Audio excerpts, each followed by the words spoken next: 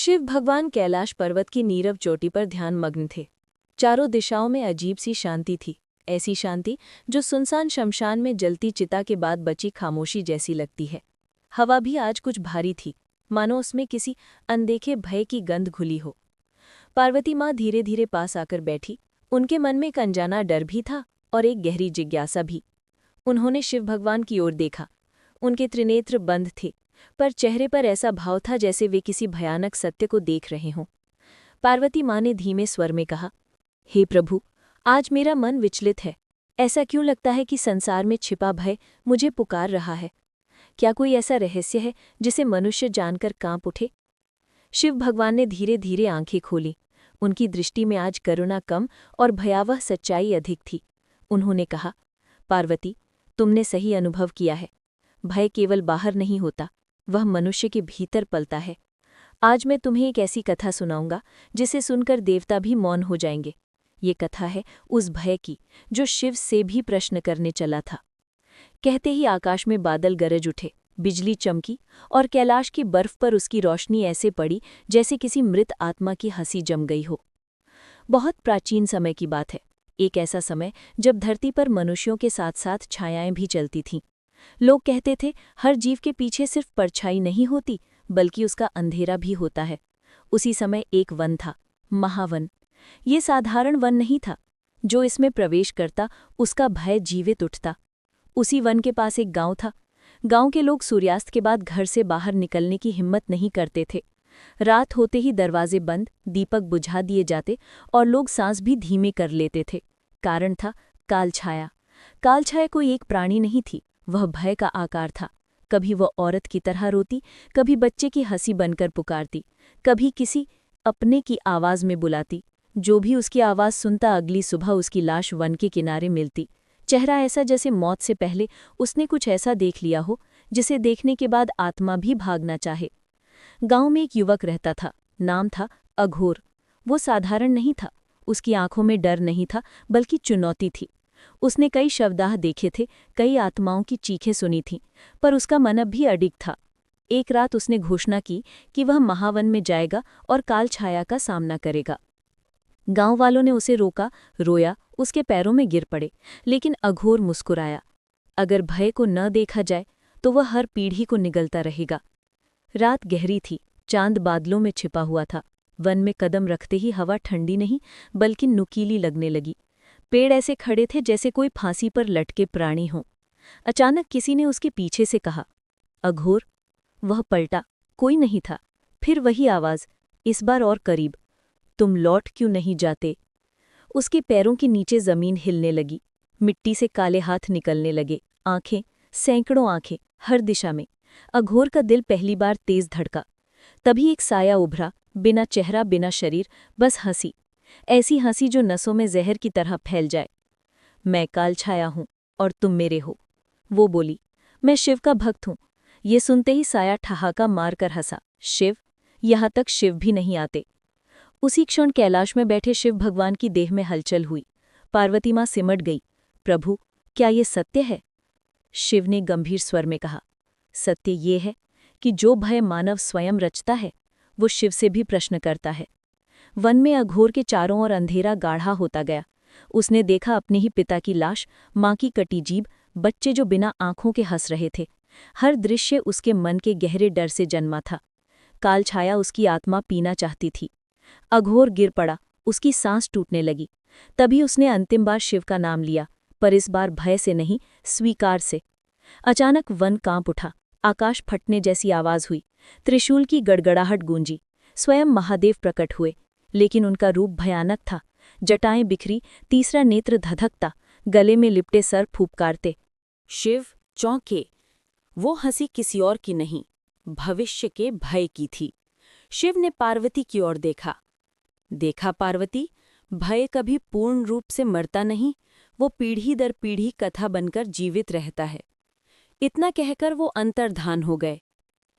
कहते हैं, जो इस कथा को आधी रात के बाद पढ़ता है, उसकी परछाई देर से हिलती है। और अगर कभी लगे कि पीछे कोई खड़ा है, तो मुड़कर मत देखना। कथा समाप्त नहीं हुई थी, वास्तव में वो तो अभी आरंभ हो रही थी। शिव के अंतर्धान होते ही धरती पर अजीब परिवर्तन शुरू हो गया।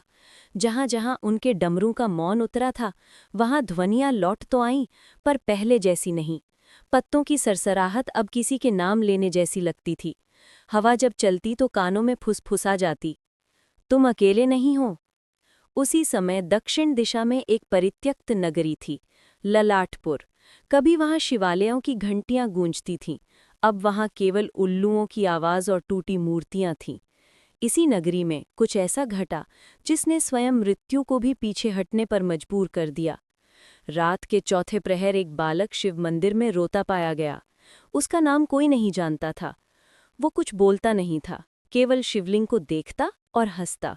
उसकी हंसी में ना मासूमियत थी, न आनंद, बल्कि कुछ ऐसा था जिससे सुनने वाले की रीढ़ जम जाती। मंदिर के पुजारी ने जैसे ही उस बालक को छुआ, उसकी उंगलियां काली पड़ने लगीं। वो चीख उठा, ये बच्चा नहीं है। पर तब तक देर हो चुकी थी। मंदिर की मूर्तियों की आंखों से खून बहने लगा। दीवारों पर पुराने श्लोक स्वयं बदलने लगे। शिवलिंग से जल नहीं, राख टपकने लगी। उसी रात पूरे नगर में एक ही सपना देखने लगे। वो सब एक अंधेरी गुफा में खड़े थे। सामने एक विशाल द्वार था, जिस पर लिखा था, यहाँ आस्था समाप्त होती है। गुफा के भीतर से वही परिचित हंसी गूंज रही थी। कैलाश पर पार्वती माँ उठ खड़ी हुई। प्रभु, ये क्या हो रहा है? क्या भय अब स्वयं शिवस्थलों में प्रवेश कर रहा है? उत्तर में स्वयं शिव भगवान प्रकट हुए, पर उनका स्वर इस बार भारी था। पार्वती, जब मनुष्य शिव को समझने के बजाय उनसे डरने लगता है, तब ये होता है। भाई ने अब भक्ति का वस्त्र पहन लिया है।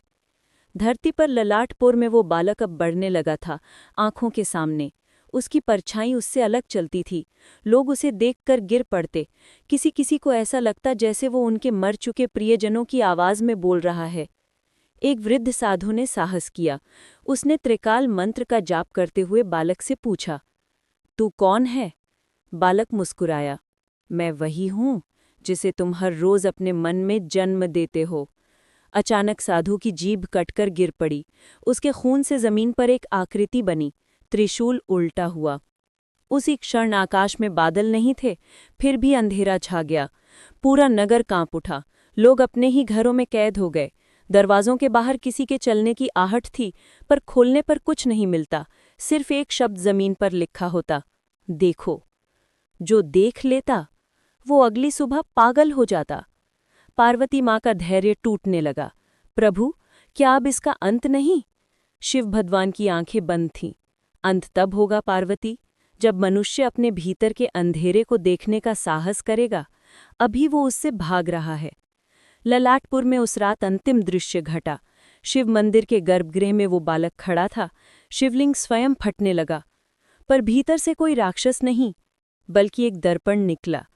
दर्पण में जिसने भी देखा उसे अपना वही रूप दिखाई दिया, जो उसने कभी किसी को नहीं दिखाया था। ईर्ष्या, क्रोध, डर, स्वार्थ। लोग चीखते हुए भागे। कई लोग वहीं गिरकर मृत हो गए। भय से नहीं, स्वयं से सामना करके।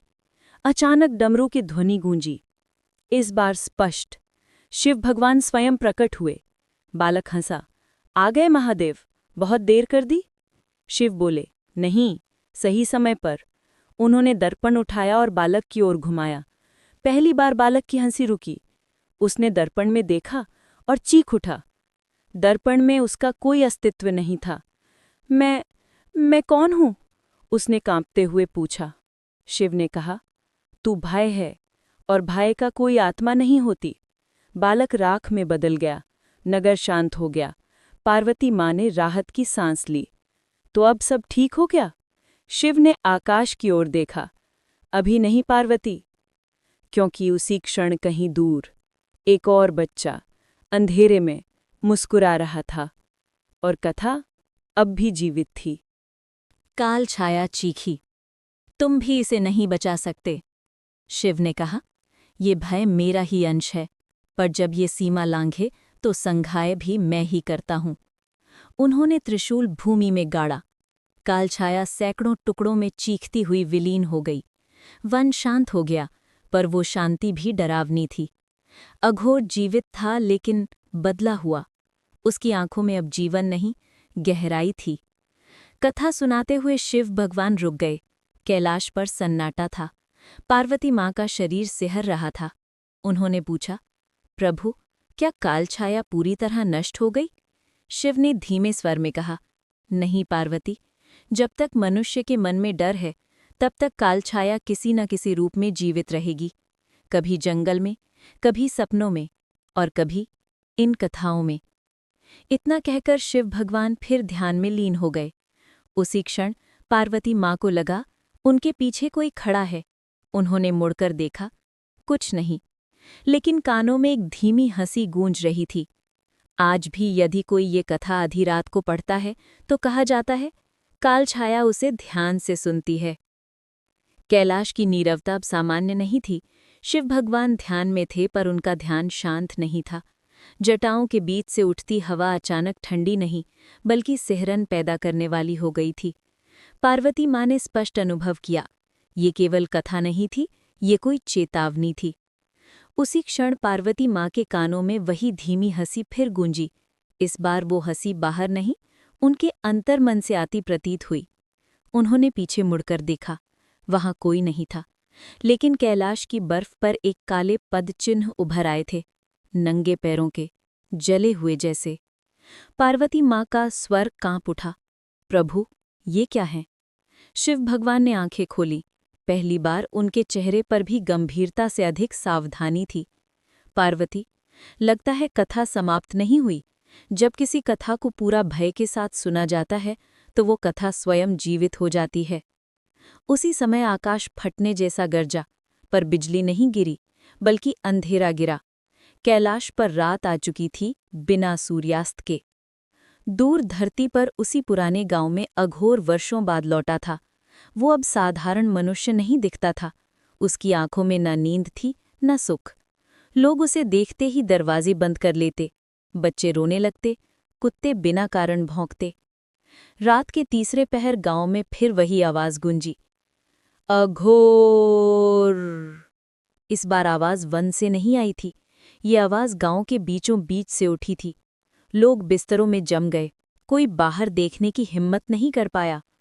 अघोर उठा, उसके शरीर पर पसीना नहीं, राख थी। उसे आभास हो गया, काल छाया नष्ट नहीं हुई थी, वो किसी और रूप में लौट आई थी, या शायद वो कभी गई ही नहीं थी। वो शमशान की ओर बढ़ा।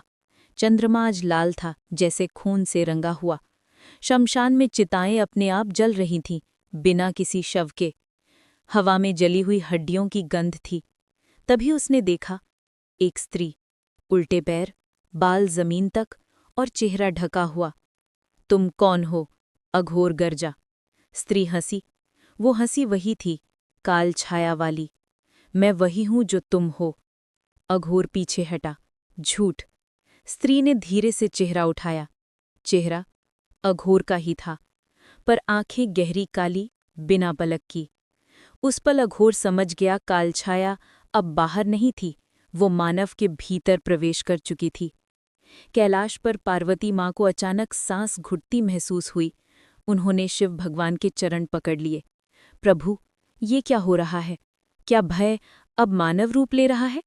शिव भगवान बोले, पार्वती, जब भय को बार बार चुनौती दी जाती है तो वो सीख जाता है। अब वो केवल मारता नहीं, बन जाता है।